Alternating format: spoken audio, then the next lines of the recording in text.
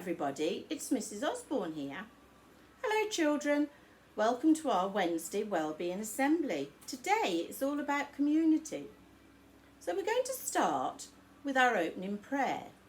So please put your hands together and make the sign of the cross. In the name of the Father, and of the Son, and of the Holy Spirit. Amen. Today we are thanking God for all the amazing people He brings into our lives. Loving Father, you hold each of us equally in your love. Let us learn to love our neighbours more deeply so that we can create peaceful and fair communities. Inspire us to use our creative energies to build the communities we need to overcome the obstacles of intolerance and unfairness.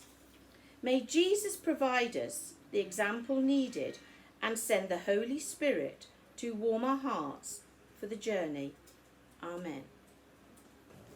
Children, I would like you to think how you could show love to your neighbours. Love thy neighbour as yourself was one of Jesus' very important lessons. We should always try and treat people the way we would like to be treated. Everyone should be treated equally. A community is perhaps our families, school or parishes.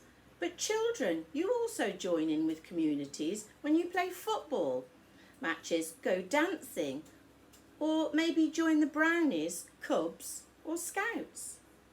During this pandemic, a lot of you have probably been helping your neighbours and grandparents to get through this awful time. I'd also like to thank my chaplaincy team for helping out in our community around the area. A community is a group of people living in the same place, attending the same group, having the same interests. We are all members of our own family community and our own school community. We are also members of the Romero community. What other communities do you belong to? Maybe you could talk about this with your parents. What does everyone need to do so that a community is a nice place to belong to? Maybe your communities have rules to help people feel like smiling. Have you ever joined a new community when you didn't really know anybody? Maybe a new school or a new club. How did you feel? Maybe you could talk about that with your parents or your brothers and sisters. We are going to read a story about how to join a new community, even if you are feeling a bit shy with new people. Our story today is called The Bear Who Stared, and it's by Duncan Beadle. There once was a bear who liked to stare and stare and stare. Every day, Bear emerged from his cave and stared at everything he saw.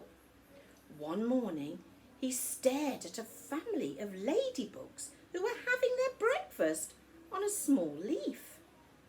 "What are you staring at?" squeaked the daddy ladybug. "We're trying to have our breakfast in peace." And with that, they scuttled off to find somewhere else to eat. Bear strolled farther into the forest and climbed a big tree. He stared at a bird feeding her chicks in their nest. "Can I help you?" asked the bird. Bear did not answer. He just stared. The chicks did not like Bear staring at them. They didn't want him watching while they ate their lunch. "Go on, shoo!" squawked the bird. "Get down on the ground where you belong." Bear climbed back down to the forest floor where he spied a badger's burrow. He poked his head into the entrance, and I'm sure you can guess what happened next. "Oi, stop gawking," barked the badger, and he bit poor Bear on his nose. He was a particularly angry badger. Bear pulled his head from the badger's burrow with a pop and skulked off, rubbing his sore nose. Before long, Bear found a log to sit on by a large green pond. He sat and pondered by the pond. Bear didn't mean to annoy all the other animals. He was just naturally curious, but too shy to say anything. "I've seen that look before," said a small, croaky voice coming from the pond. Bear looked down and saw a plump little frog. Bear stared at the frog. The frog stared back with his big, googly eyes. "Not much fun being stared at, is it?" said the frog. "I suppose not," muttered Bear. "It's just that I don't know what to say to anyone, and before I've had a chance to think, it's too late." Bear stared into the water and saw another bear staring back at him with the same wide, curious eyes. He looked just like Bear in every way, but this bear wobbled. It was a strange green colour. Then something extraordinary happened. The green bear blinked and his mouth turned into a smile, which turned into a big, happy grin. "You see," said the frog, "sometimes a smile is all you need. I may have big, googly, starey eyes, but I also have the widest smile in the whole forest." Then the frog showed Bear his biggest, widest, happiest smile before diving into the water. As the frog disappeared, so did the wobbly green bear. The next day, Bear trudged out of his cave. He saw the ladybug family enjoying their breakfast on a small leaf.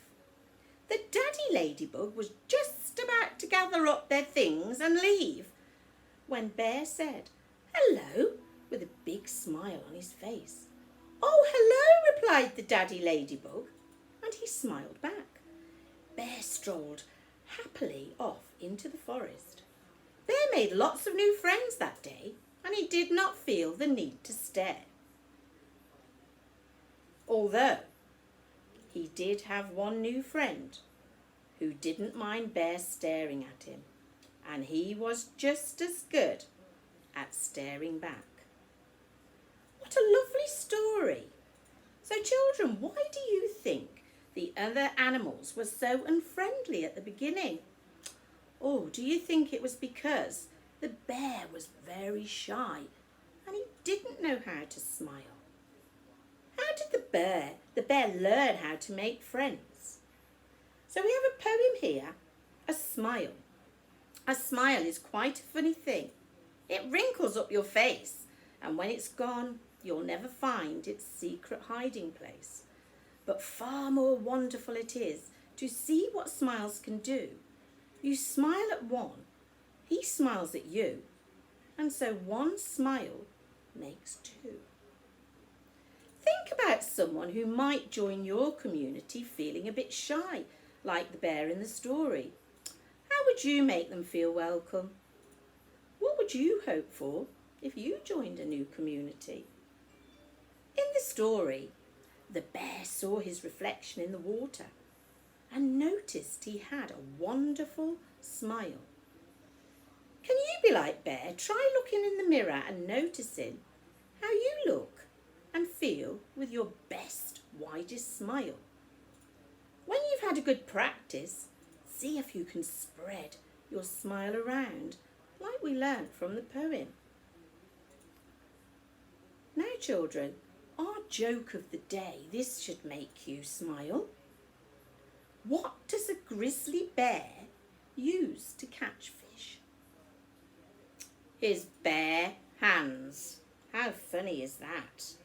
So children, we've come to the end of our assembly now, so I'd like you to put your hands together and make the sign of the cross to end our assembly. In the name of the Father, and of the Son, and of the Holy Spirit. Amen. Thank you, children.